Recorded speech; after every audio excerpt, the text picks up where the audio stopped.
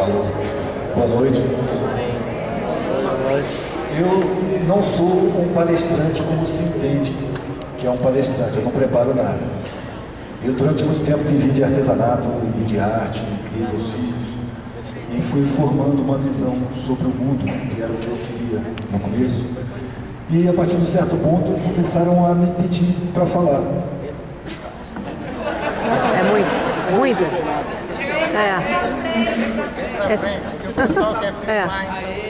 E eu considero isso uma obrigação moral. Eu não acho que eu fale nada demais, eu acho que eu trato muito do óbvio. Mas eu tenho um histórico que me deu o privilégio de formar visões de mundo diferentes. Eu nasci numa família muito abastada, estudei em ótimas escolas e eu tinha uma diferença do meu meio social. Eu questionava por que tem tanta gente pobre. Eu me lembro de uma vez que minha mãe me levou com 6 anos de idade para uma favela, para cumprir uma promessa. Ela tinha conseguido uma graça e eu fui ajudar a carregar os pães.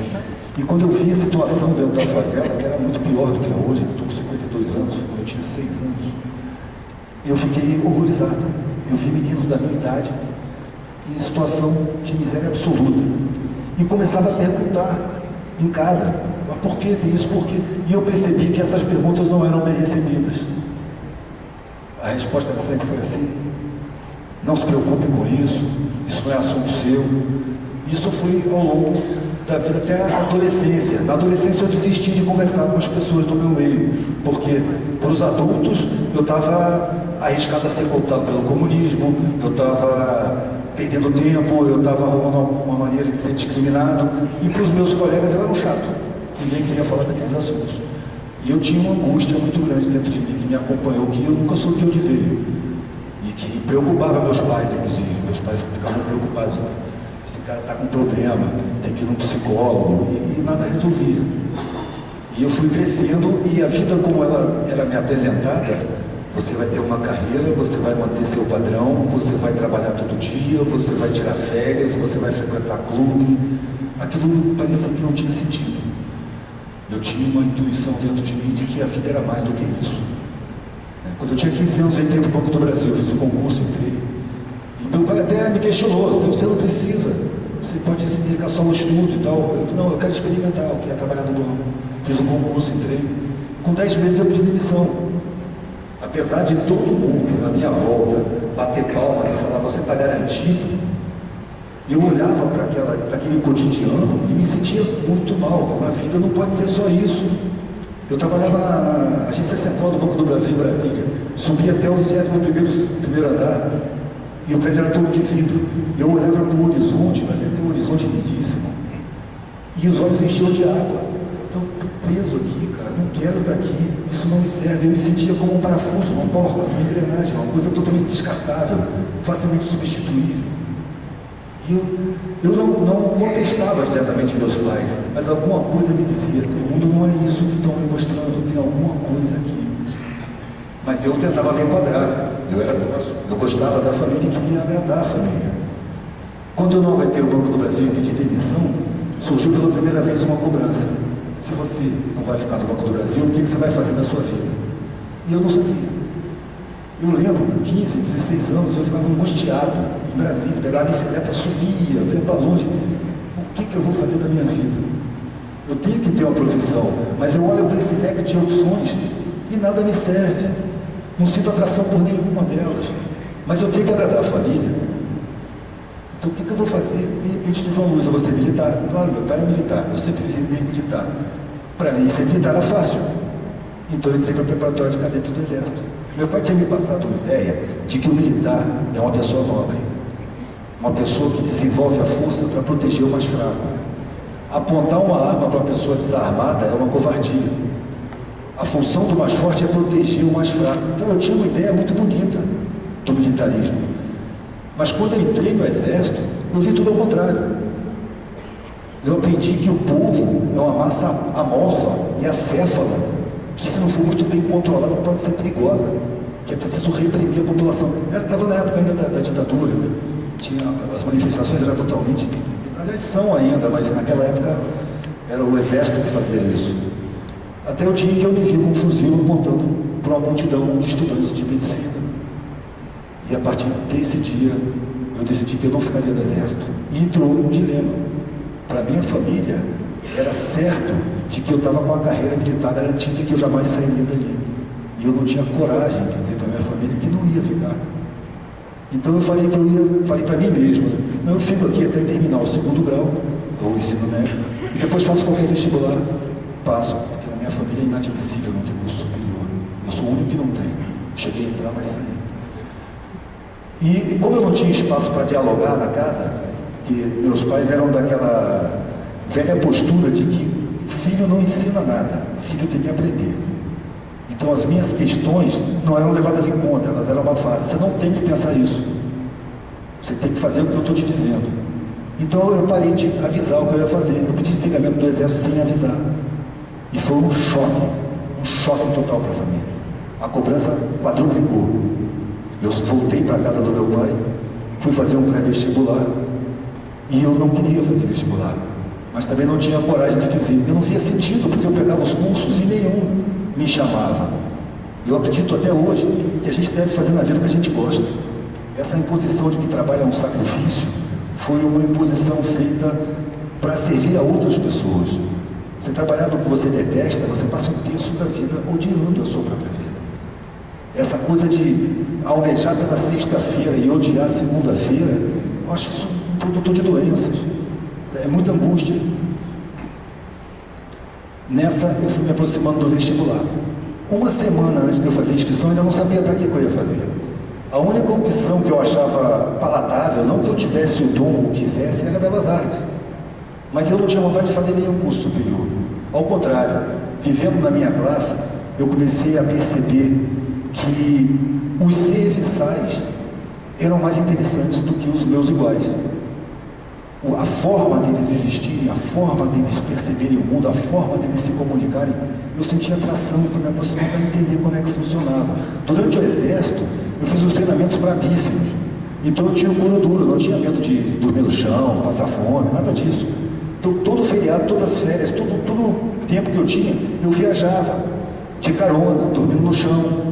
Ia para aldeias, pescador, ia para uma vila na montanha e ficava observando as pessoas se relacionarem. Eu comecei a perceber que essa classe mais baixa, ela tem um desenvolvimento racional sabotado. Porque a escola pública não merece o nome de escola, não ensina. Não ensina. O que eu aprendi no exército, depois eu vi no vestibular com as pessoas que estudaram em escola pública, eu vi que a educação pública é uma sabotagem, é uma fachada, não funciona. Agora, assim como quando uma pessoa perde a visão, ela desenvolve a audição, o tato, a intuição, desenvolve outros elementos. Quando essa galera não recebe o desenvolvimento racional, desenvolve a intuição. Eu comecei a perceber que a relação entre eles é intuitiva, nas periferias. São poucas palavras, são muitas expressões fisionômicas, são muitos gestos, modos corporais. É uma outra forma de existência. E uma coisa que eu achei muito bonita foi que nesses meios eu encontrava uma solidariedade tão espontânea e tão farta que o meu meio não tinha, que eu me encantava com aquilo ali, ao mesmo tempo que eu me revoltava por eles não terem uma educação decente. Aí um dia eu tentava me aproximar com a igualdade, mas eu sentia que eles não me tratavam com igualdade, apesar de me tratarem com muita simpatia, não me tratavam com igualdade, porque eles são condicionados a se sentir inferiores, e o meu linguajar me separava deles. E eu queria conquistar essa igualdade. Então eu falei, eu vou experimentar o que é não ter nada. Na verdade eu tinha passado, acho que eu pulei uma parte, eu passei para direito. Quando meu pai me perguntou, afinal de contas, para que você vai fazer vestibular? Até hoje eu não sei para que você vai fazer. Eu falei, eu estou pensando em fazer Belas Artes. Foi um escândalo. Foi um escândalo. O que você tem? Você é viado? Você é drogado? Tem que ter uma profissão. Arte é hobby, é brincadeira, é coisa para dondorta, é coisa para gay. E, tá bom, então, direito, tá bom? Direito tá, então tá, fiz vestibular, entrei. Ainda era ditadura. Quando eu entrei na universidade, estava tendo muito movimento estudantil. E as questões que eram levantadas eram as mesmas que eu levantava. Estavam procurando as causas da desigualdade, as causas da pobreza, o controle do país, o controle externo. Eram assuntos que na minha casa não existiam. Então eu me encantei com aquilo. Nos 6 primeiros meses, eu participei desarvorado de todas as atividades. De repente eu comecei a perceber que ali era só conversa. que essas pessoas também não falavam a língua da população, que todo mundo ali falava em revolução, mas que eu não via a menor possibilidade de ter revolução. Você sai da universidade falando academês e vai querer liderar uma revolução sem falar a língua do povo? Não tem jeito. A população não acredita em quem fala marco regulatório, paradigma, que usa essa língua aqui só na academia que se entende. Quem faz revolução, isso já há 19 anos eu percebi, quem faz revolução é quem bota asfalto no chão, é quem planta, é quem colhe, é quem carrega o cimento nas costas, é quem banca a sociedade, é quem constrói a sociedade. Aí pode fazer a revolução. Porque dentro do universo acadêmico existe uma fração mínima que pretende fazer a revolução. O universo acadêmico não chega a 8% da população brasileira. E dentro desses 8%, a fração mínima fala em revolução. Quer dizer, não tem a menor chance. Então eu perdi a crença na mudança via revolucionária e passei simplesmente a querer entender o mundo. Eu não entendo esse mundo e eu quero entender. E aqui onde eu estou, eu não vou conseguir, porque eu vou ficar no mesmo patamar. Eu nunca vou ser tratado com igualdade. Então eu não quero ser doutor, eu quero não ter nada. E foi isso que eu fiz. Sem dizer nada aos meus pais, eu fui lá na secretaria, peguei meus documentos, levei para o meu pai e falei: você me comprou para eu entrasse na universidade. Eu entrei. Eu não vou terminar, não é porque eu não pude, é porque eu não quero. Eu quero fazer a experiência de não ter nada. De não ter nada. Mas para onde você vai? Eu não sei. Mas você vai ver do quê? Eu não sei. Mas onde é que você vai dormir? Hoje? Eu não sei. Eu não sei nada. Eu sei só que eu vou procurar um sentido para a vida, porque a vida não tem sentido. Foram anos que eu passei de angústia até chegar a essa decisão. 2 fatores me trouxeram essa decisão. Primeiro, eu tive um sonho. Eu já estava angustiado há muitos anos. Tive um sonho que eu estava correndo por cima de um monte de telhados. Eu vinha correndo, não estava correndo atrás de ninguém, não estava correndo de nada, estava só correndo. De repente as casas acabaram, e eu me vi no ar, e olhei para baixo, e eu vi plantações, riozinhos, quilômetros de distância do chão. O pensamento foi: bom, nessa altura não tem chance de eu bater lá e ficar aleijado, ser pelado. Eu vou bater e vou morrer. Que ótimo. Finalmente eu vou ver alguma novidade, porque a vida é um saco, a vida é uma porcaria, não serve para nada. Eu vou morrer porque eu vou vir do outro lado. E fui caindo. E quando eu ia bater no chão, acordei. Acordei e olhei para o meu quarto. O que eu estou fazendo vivo? E eu percebi que eu não estava querendo viver, estava preferindo morrer. Eu tenho que tomar atitude. Outra coisa que aconteceu foi um senhor, que era meu vizinho de prédio, que ele tinha lá seus quase 90 anos de idade. Ele estava sentado no salão de estar ali, perto da portaria, e eu ia saindo. Ele me chamou, e a gente nunca tinha conversado, mas ele sabia meu nome e tal. Eu falei: Eduardo, vem cá, quero falar com você. Aí eu sentei. Eu falei: olha, eu nem sei o que eu estou falando com você, mas eu precisava falar com alguém. Olha, eu quero dizer para você que eu fiz tudo que me mandaram fazer. Eu fiz o que a sociedade disse que era certo. Eu cursei comércio exterior, eu montei uma empresa de exportação. Hoje eu posso viajar à Europa 3, 4 vezes por ano se eu quiser, para a família inteira. Eu sou considerado um vitorioso, mas eu estou com quase 90 anos. E eu olho para a minha vida e a sensação é de que em algum lugar da minha vida me enganaram. Porque eu sinto um vazio enorme. Toda essa vitória que a sociedade louva, para mim não está significando nada. Eu estou acabando a minha vida e eu não fiz o que eu queria. Eu fui obrigado a fazer um monte de coisa que eu não queria. Eu tive uma vida de merda e me arrependo de ter tido essa vida. Cara, imagina, eu com 18, 19 anos, com a angústia que eu estava, na hora, eu nem pensei, eu falei: eu não vou, isso não vai acontecer comigo. Eu vou morrer antes, mas não chego nessa idade, nesse estado. Sabe, tudo isso me levou a ir pegar minhas coisas, aí decidi ir falar com a família: eu estou saindo fora, eu vou procurar, não sei nem o que, um sentido, uma razão, sabor, cheiro. Sair dessa falta de sentido. E a família cortou relações. Eu passei 4 horas com meu pai conversando, tentando explicar para ele o que eu queria, o que eu estava fazendo, por que eu estava fazendo. Foram 4 horas de suor, 4 horas de esforço. Ele não conseguia entender o meu desprezo, não conseguia entender a minha traição, não conseguia entender como é que eu tinha condição de fazer todo mundo sofrer tanto. Eu virei o cocô do cavalo do bandido. E eu estava decidido. Demorou, foi o que eu falei com ele, cara, demorou muito tempo para eu chegar nessa decisão. Agora que eu cheguei, não tem retorno. A consequência que vier eu tenho que assumir. E falou, se você quebrar uma perna, vai para o hospital público. Se você tiver problema com polícia, se você for preso, não me procure. Para nós, você vai ser um filho morto se você sair por essa porta. Eu acredito que ele estava contando com a minha covardia. Ele falou, não, então eu não vou. Eu tomei um tapa, né? Nossa, eu não esperava essa consequência. Eu não contava com isso, eu queria manter contato com vocês. Mas eu demorei muito para chegar nessa conclusão, nessa decisão. E eu acho que eu tenho obrigação moral de assumir todas as consequências. Se essa for uma consequência, não fui eu que decidi. Eu tenho que assumir. E assumi. Foi doloroso, me acusaram de muitas coisas.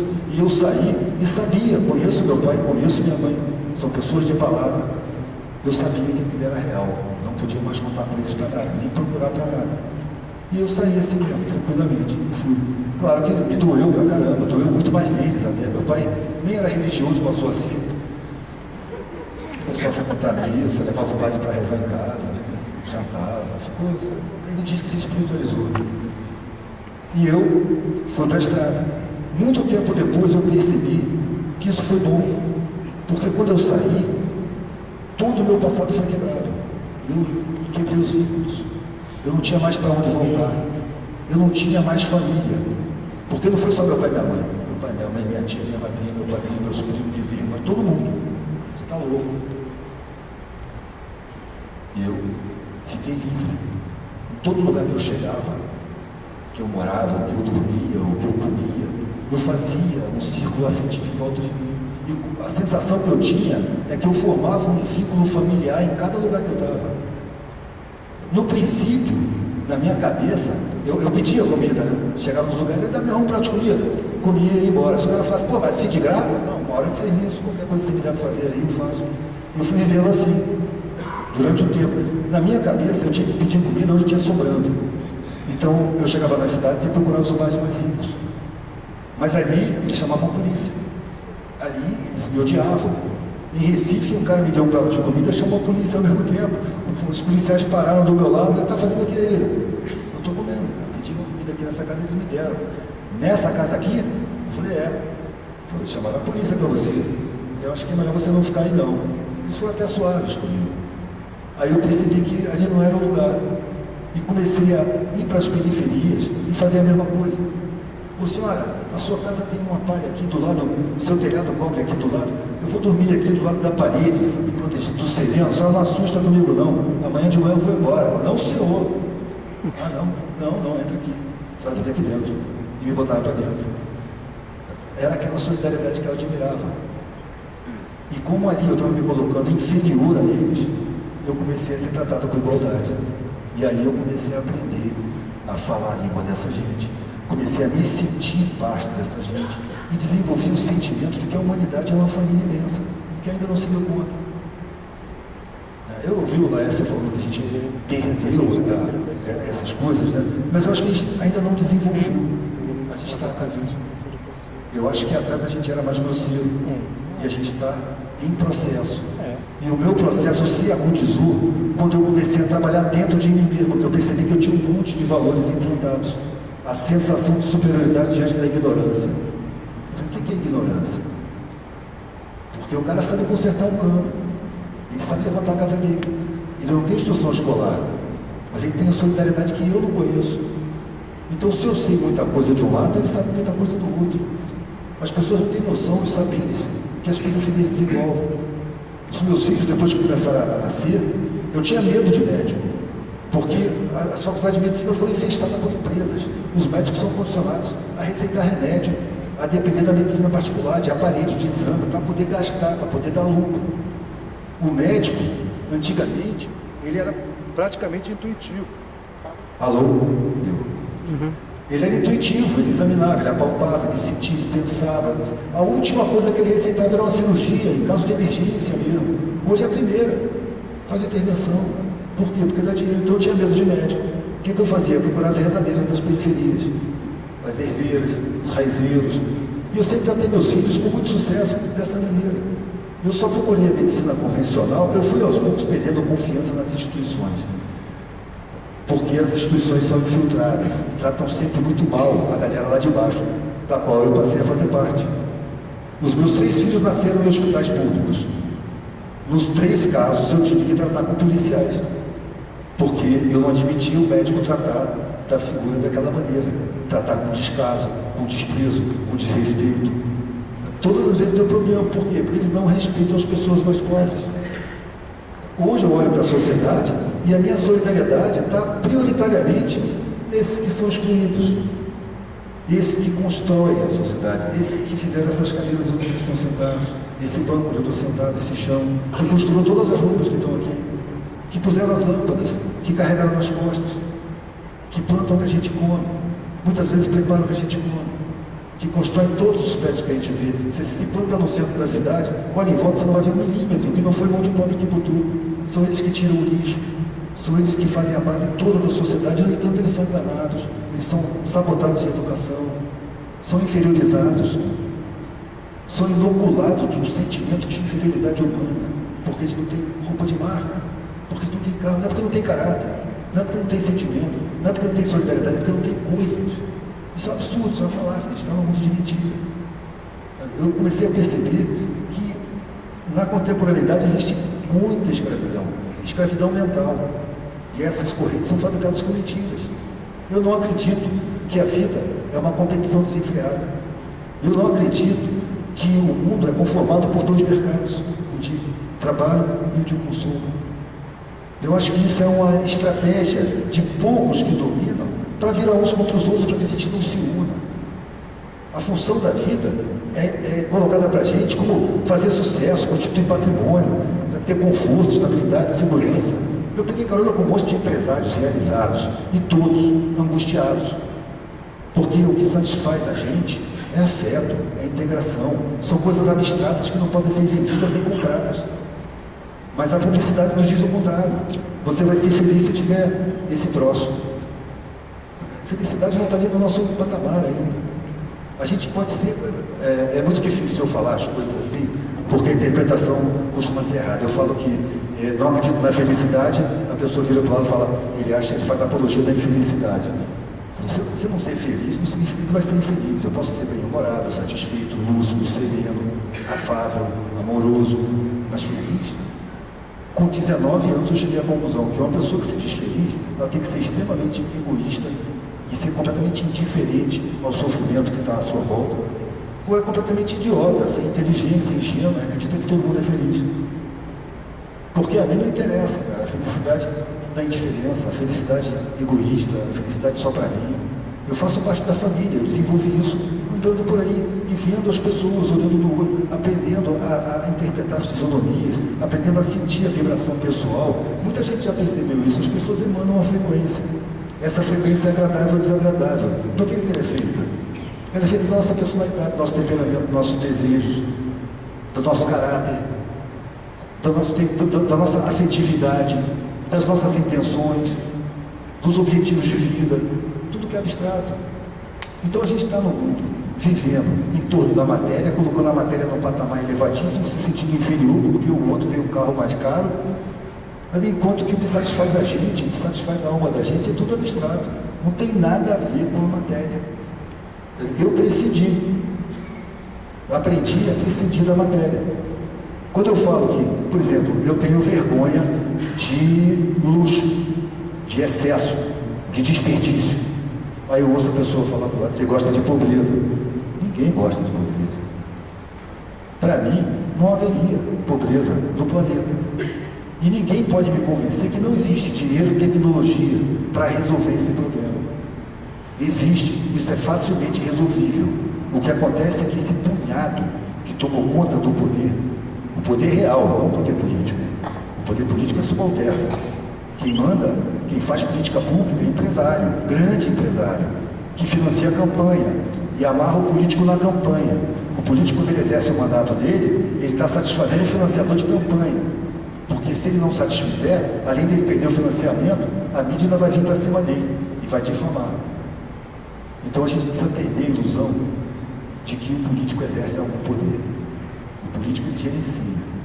Quem exerce poder são os grandes empresários. E exercem porque nós acreditamos nos valores que eles apregoam pela mídia, pela publicidade, usando profissionais altamente competentes de psicologia do inconsciente.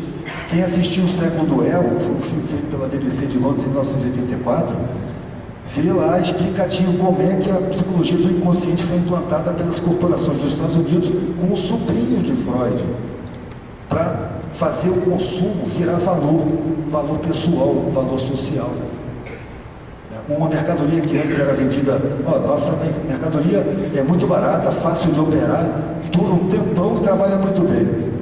Passou a ser propagandeada a nossa mercadoria para pessoas que têm afeto pelo seu chamego, pessoas admiráveis, consideradas pela sociedade, pessoas arrojadas, foram ligando o consumo a valores abstratos. E nisso a gente foi sendo condicionado. A gente acaba tendo vergonha quando a roupa está rasgada, quando a roupa está suja de tinta. Eu tive em casa, minha mãe está com 92 anos.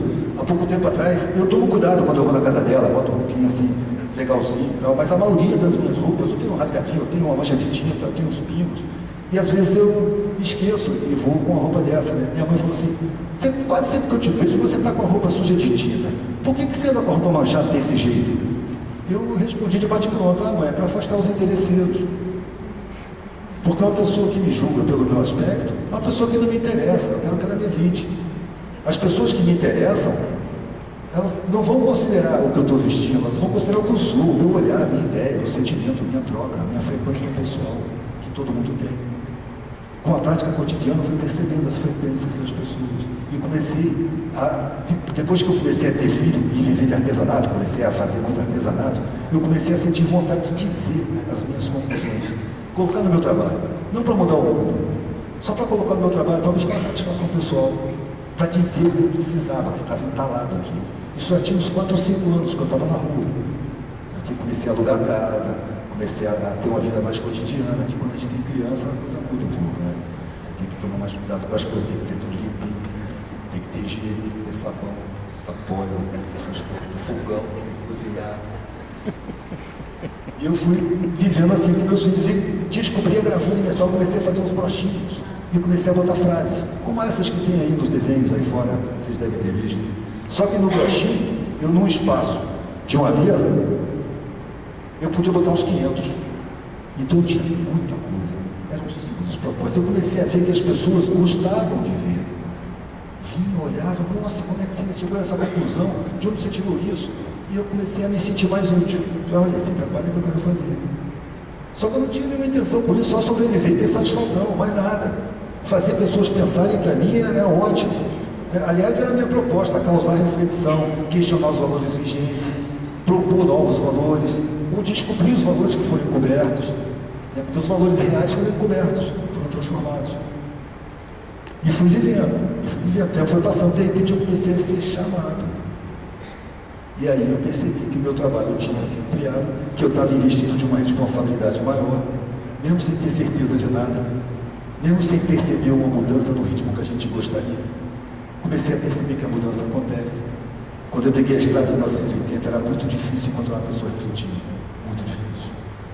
Hoje, dentro do Rio de Janeiro, onde eu estou vivendo, eu encontro gente refletindo quase todo o tempo. Ainda são exceções à regra, só que em 80 eram raríssimas. Hoje, eu frequento favelas, eu faço trabalho de comunicação comunitária, o nego me chama para decorar centro cultural, eu gosto de trabalhar com eles. Tem gente em favela que está fazendo trabalho de conscientização, de sensibilização e não tem consciência disso. Que pega crianças para trabalhar e desenvolve culturalmente a maneira de expressão, se exprime, faz aí, estimulando uma criatividade. Ou seja, as periferias estão começando a se esclarecer aos poucos. Claro que é difícil, porque a TV está lá dentro. A televisão hoje é colocada no lugar onde antigamente botava o santo da casa, é o lugar mais importante da casa. Tem um documentário que eu vi chamado sobre publicidade, Criança, a alma do negócio. Eu acho que quem tem criança devia ver esse filme. Criança, a alma do negócio. Nesse documentário, tem uma hora que a figura fala que a hora mais interessante para o publicitário é quando a televisão está ligada e não tem ninguém prestando atenção. Está conversando, está fazendo outra coisa, a televisão está lá ligada. Ela está plantando no inconsciente das pessoas. Daqui a pouco as pessoas têm vontades e pensam que foram elas que tiveram, mas foram induzidas por profissionais da psicologia do inconsciente.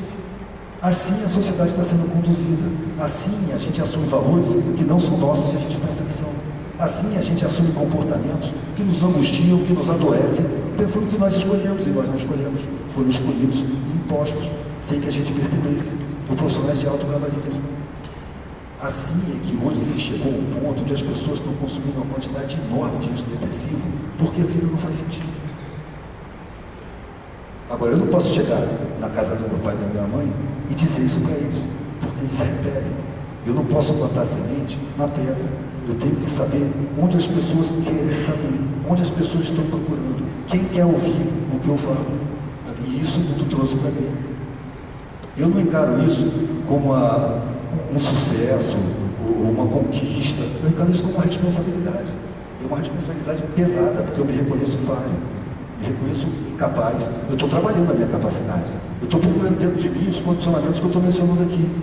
Tem 30 anos que eu procuro esses condicionamentos dentro de mim, e por mais que eu encontre, eu continuo encontrando. Eu continuo encontrando de vez em quando, claro que não com tanta frequência, um sentimento de superioridade que eu não quero ter. Porque tem pessoas também que fica muito difícil você não ter um certo desprezo. Mas eu quero vencer isso. Eu não quero ter. Então, porque eu trabalho dentro, o trabalho fora flui. E quando eu falo, a palavra sai com mais força.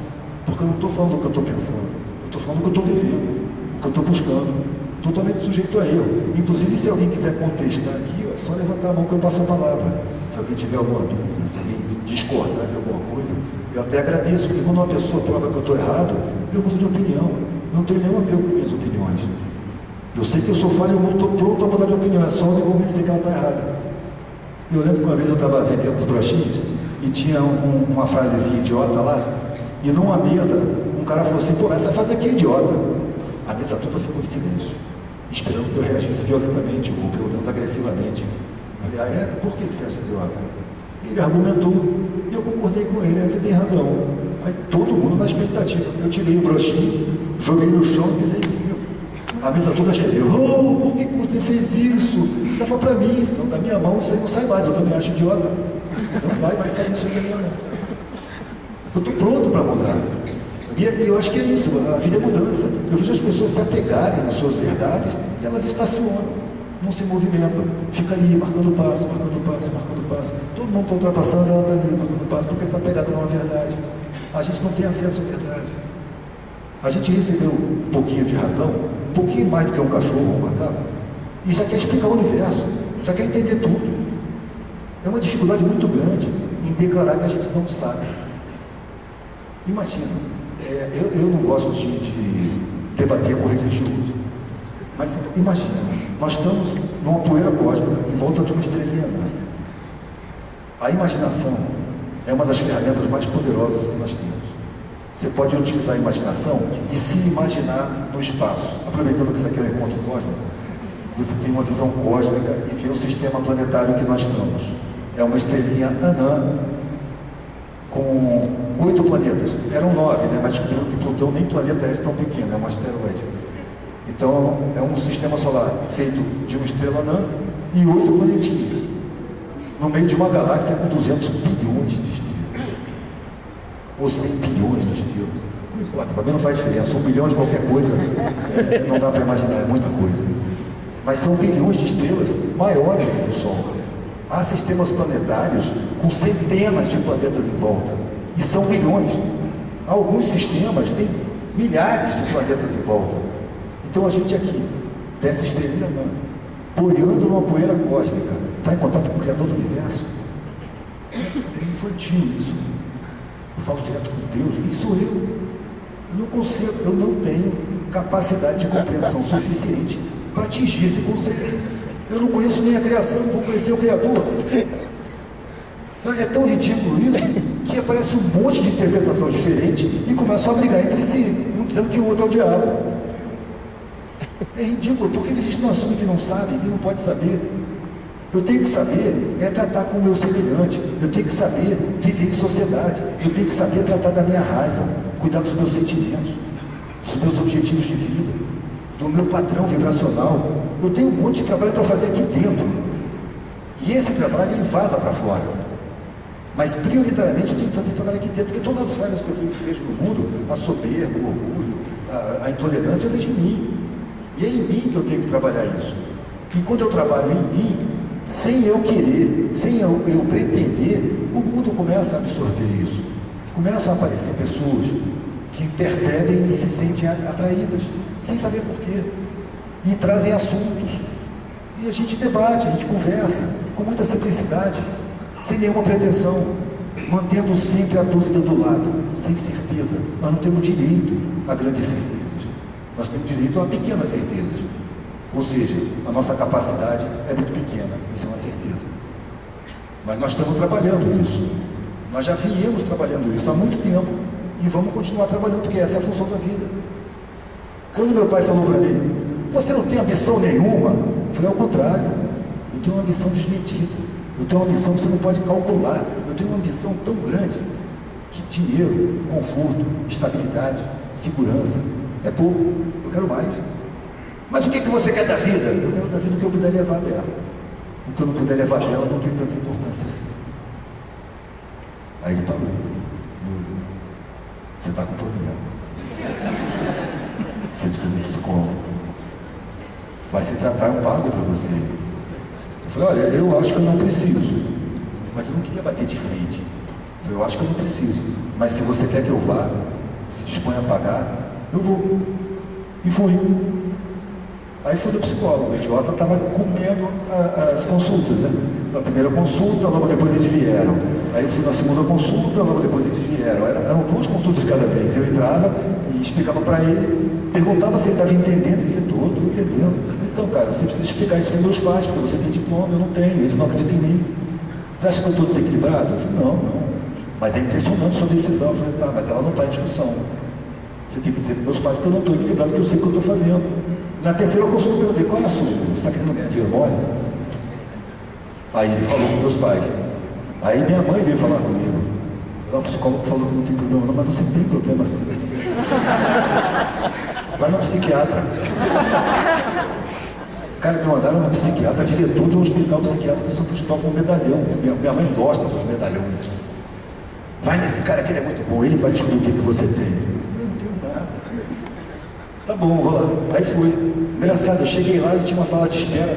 E aquelas pessoas se amam. Os olhares. E eu fiquei ali, né? Nossa, caralho, isso pensa muito. Esperei um pouquinho, daqui a pouco o cara abriu a porta. Entra aí, você que é o filho do Marinho? É. O cara também era coronel, era psiquiatra coronel. Aí eu entrei, você tá aí.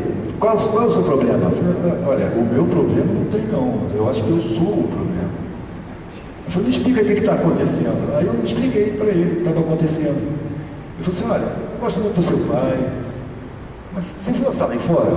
Tá cheio de gente precisando de mim aí. Você não precisa de mim não, cara. Vai embora. Eu vou ligar pro seu pai e dizer que você não é doido não. E foi. Ligou pro meu pai. Aí minha mãe veio falar comigo. Olha, meu filho, eu conheço um padre exorcista.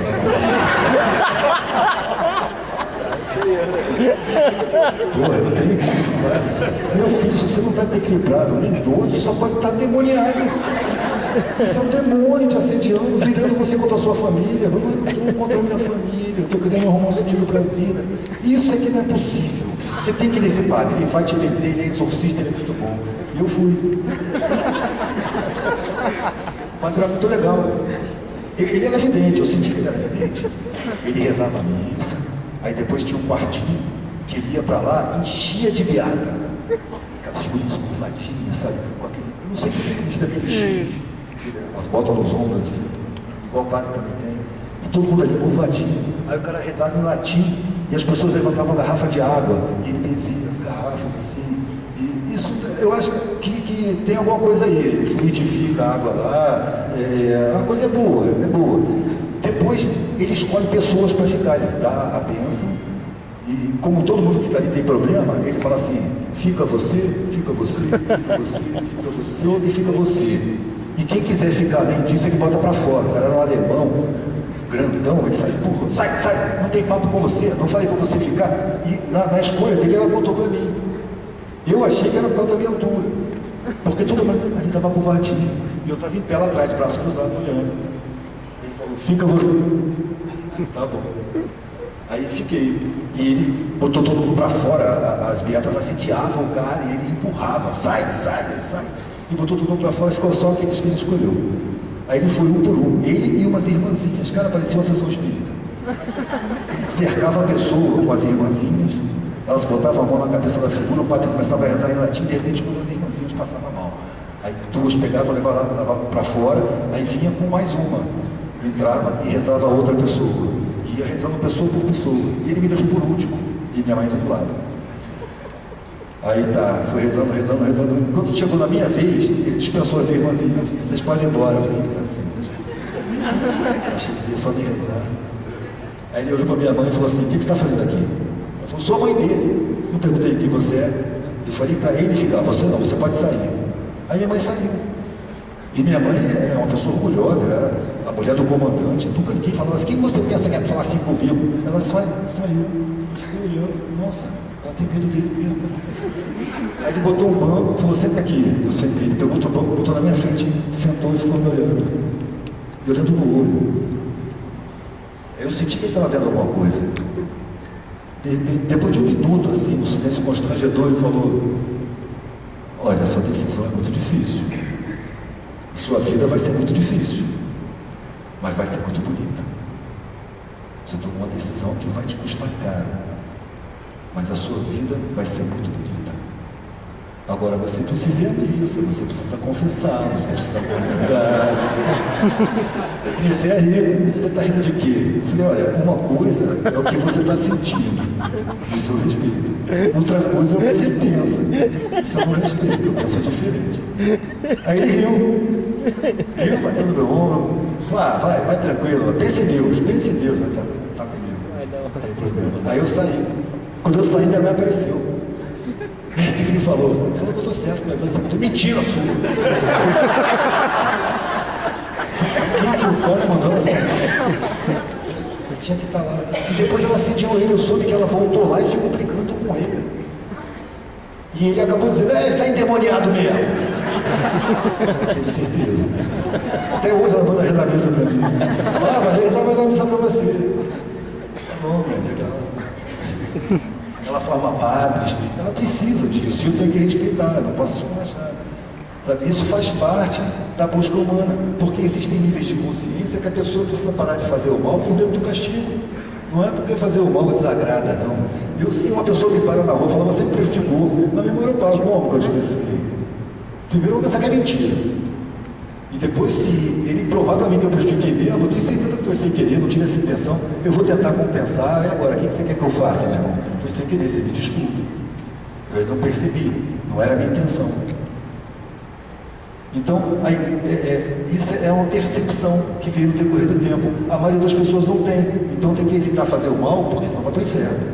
Não faça o mal não, que tem um castigo para você. E também é fazer o bem por interesse, você faz o bem para receber um prêmio, uma graça divina, a simpatia divina, a simpatia de um santo. Ou seja, são recursos que no momento são necessários. As pessoas picham muito as seitas evangélicas, que cobram dízimo, essas coisas todas. O primeiro pastor evangélico que eu conheci, ele era um presidiário. Ele estava numa cadeia de onda. E ele se formou pastor, e ele conseguiu montar uma ala evangélica dentro da cadeia. E na ala evangélica não tinha estupro, não tinha roubo, não tinha violência, não tinha nada, ou seja, melhorou. Como é que eu vou pichar a religião evangélica se ela serve a tanta gente? Não é por causa de um punhado de um pastor pilantra que eu vou desqualificar essa religião. Para começar, eu não acredito nem nessa palavra. Religião, religar. Já é uma prepotência. Aliás, é uma coisa que a gente tem de sobra, né? Prepotência e arrogância. Para você se religar, você precisa primeiro se desligar. Quem teve poder para se desligar da criação? Ninguém. Então, religar é impossível, porque nunca houve desligamento. A palavra já está errada, na minha opinião. Posso eu estar errado, mas essa é a minha opinião. Vocês botaram o microfone na minha mão. Manda. Religar veio do verbo relicare, na latim. Mas a palavra religião veio de religio, que é prestar culto ao Deus. Não tem nada a ver com religar. Ah, é? Quem fez isso? Foi um professor de português. Olha só. Quer dizer o quê? Prestar culto aos deuses. Prestar culto. Está no meu dicionário de latim. Ah, bacana. Que deuses? Então a gente Pode escolher, tem um monte, né? Eu acho que nós temos dentro da gente, cara, deuses e diabos. Depende da circunstância. Eu sempre fui pacifista, sempre. Qualquer um me insulta e eu não reajo. É direito seu. Você é isso e aquilo. Não, direito seu. Você achar isso a meu respeito, não tem problema. Eu só não concordo, mas respeito seu direito. Eu não me aborreço com isso. Mas as pessoas se aborrecem. As pessoas se fragilizam. O que esse cara está pensando que eu sou? Eu sei o que ele está pensando. Ele está pensando que eu sou um merda. E ele pode pensar que eu sou um merda, não tem problema nenhum. O que ele pensa a meu respeito não me transforma em nada. Por que eu vou me aborrecer? Uma coisa importantíssima na vida cotidiana de cada um é o sentimento que a gente abriga. Já viu a facilidade como as pessoas se aborrecem? Chegou um ponto que eu falei assim, eu detesto sentir raiva. Detesto sentir raiva. Então eu não permito a entrada desse sentimento com facilidade. Eu tenho muita tolerância. Isso me preserva, me dá qualidade de vida. Você está tranquilo em casa, aí você entra no carro, aí você está saindo da garagem para o ônibus, vem na sua frente. Porra, já tem raiva do cara, está com raiva, por quê? Você gosta de sentir raiva? É bom sentir raiva. Ninguém gosta, por que sentir raiva com tanta facilidade? Eu fui acostumado, fui condicionado a um sentimento de superioridade, né? Na classe que eu nasci, assim, o sentimento é de que você é superior. Quando eu consegui, depois de muito tempo de mendicância, ser desprezado e expulso de um lugar, eu senti uma alegria tão grande.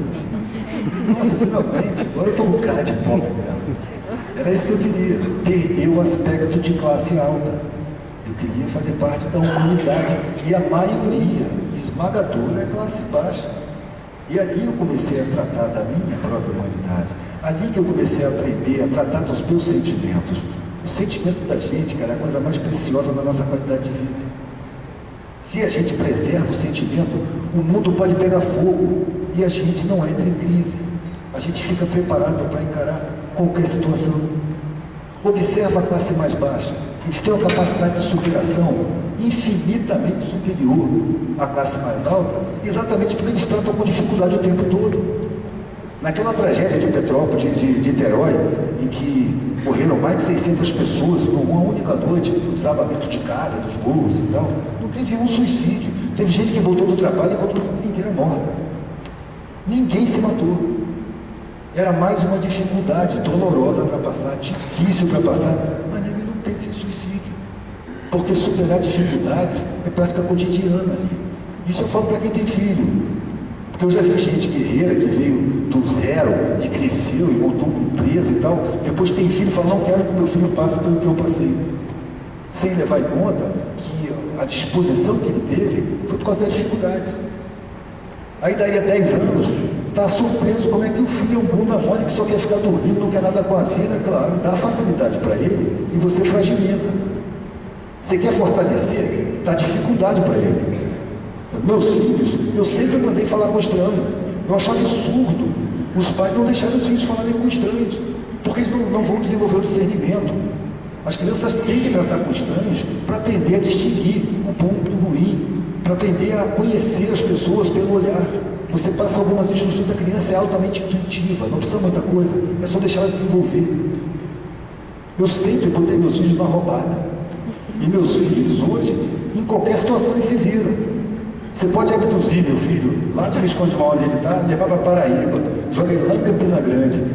Meia hora ele já sabe o nome de gente por ali, já sabe onde é que ele vai dormir, está cheio de amigo, porque ele entra em contato, ele não tem medo, ele olha para as coisas, já foi traído, ele já se enganou. E é assim que a gente aprende, se enganando. Eu fui recebido muitas e muitas vezes por gente que nunca me viu, viajando de carona, me botou dentro de casa, não só pobres, gente com coisas caras, eu ficava incomodado. Uma vez o cara me deu uma carona e parou numa casa enorme, uma mansão que tinha, numa cidadezinha pequenininha no interior da Bahia.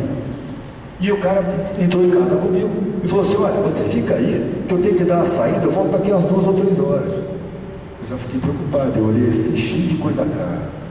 O cara vai me deixar sozinho na casa dele, daqui a pouco ele volta e dá falta de alguma coisa. Vai achar que fui eu. Mas eu fui recebido assim muitas vezes. Quando eu comecei a ter casa, eu achava que era minha obrigação receber gente que viajava também. E comecei a encontrar gente que fazia artesanato, que chegava na Bahia e levava para casa. E é claro que de vez em quando eu me dei mal. Eu levei gente para casa que me roubou. Mas quando eu fui traído na minha confiança, eu jamais fui à forra. Eu jamais cresci em ódio contra o sujeito. Eu procurava em mim, aonde eu não percebia a capacidade desse mané me trair. E puxava a relação com ele desde o primeiro contato. E não falhava.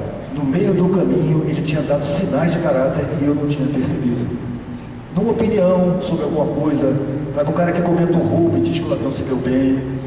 Num olhar para um relógio, o cara que ele vê. É só estar atento, eles dão sinais. Pilantra sempre dá sinal.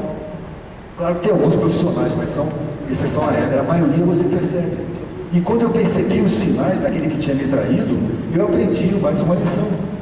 E usava nos próximos. Com o tempo, ficou fácil detectar um pilantra e não levar para casa. É porque eu comecei a considerar os sinais. Eu comecei a botar minha intuição para funcionar. Isso a gente tem, todo mundo tem, mas não se desenvolve, porque a vida tomou outro rumo, foi impregnada de outros valores, foi dominada